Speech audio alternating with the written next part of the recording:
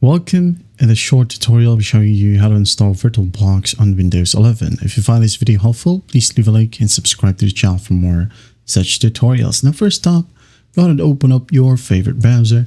And once done, just go ahead and type in the URL box, virtualbox.org. Okay? And then once that's done, just hit on enter. Again, virtualbox.org. Now what you gotta do in here is just basically click on the download button. So click on it and you'll be landed to this page. So all you gotta do is just basically select Windows host, click on it, and save it wherever you want, hit on save.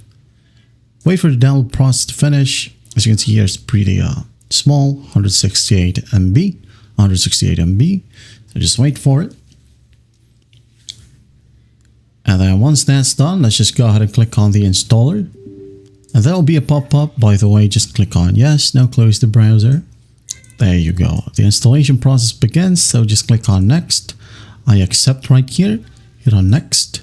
Next. Yes. Yes. Then yes. Install. Just wait for it. Okay. As you can see here, it's pretty fast. Now we have these two. This one's the installer and this one is your Oracle VirtualBox. So just click on next for now. Okay, we're going to delete the installer as we don't need it. Delete. And here we have our VirtualBox manager. Okay, that's basically it. I hope this video helps and I'll see you in the next one.